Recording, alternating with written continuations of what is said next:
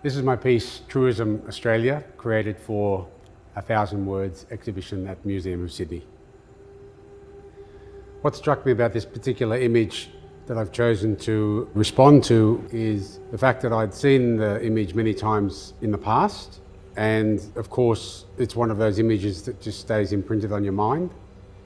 When I first saw the image, I wasn't really too familiar with the severity of the Stolen Generation enactment, and now in the present day, having gone full circle of understanding what has taken place through that course of that history, this image just jumped out at me, and remarkably, it's recently come to light that the children in this photograph are actually my relatives, blood relatives.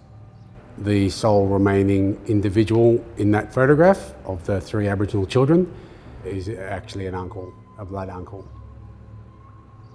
The value of choosing this image is that we revisit the White Australia policy and effectively what was our version of the Holocaust. And so, for those who weren't aware, this is Kempsey Railway Station. So these children have just been removed from their family, and they're being taken to Kempsey Railway Station, where they'll either be transported to Cootamundra or to the Kinchela home in Kempsey. The astonishing thing about this image and the power of this image is it is a snapshot of the Stolen Generation.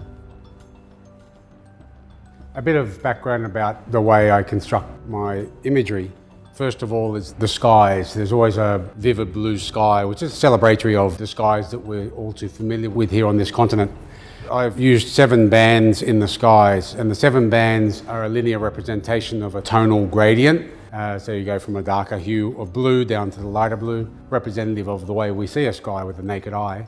Those 7 bands have always been a versus match between the 7 Sisters Dreaming, which is the dominant dreaming on the continent, spans from the west coast all the way to the east coast, which was a dreaming cycle of ceremonies that took place since time immemorial, connecting all of the different Aboriginal peoples across the continent.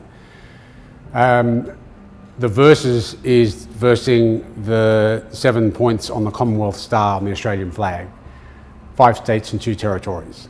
So the way I fragment the skies with my skewed lines and gradients represents how, when the colony set up here, the first thing it did was divide the continent into states and territories.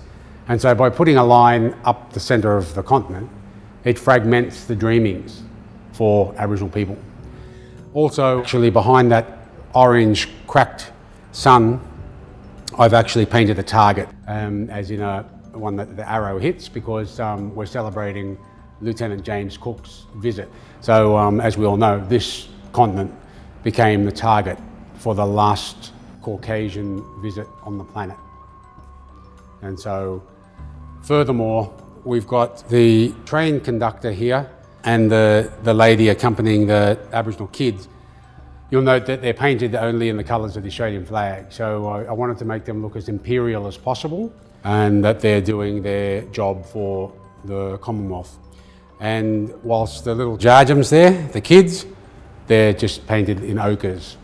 It just came to mind that we really need to drive home the impact that this act was having on these innocent kids here. Over to the right of the painting, we've got, I guess, an extension of Coney Island. So it's a big fantasy land. I painted the most visited icons on the continent, and purely as a ghostly kind of mirage, if you will.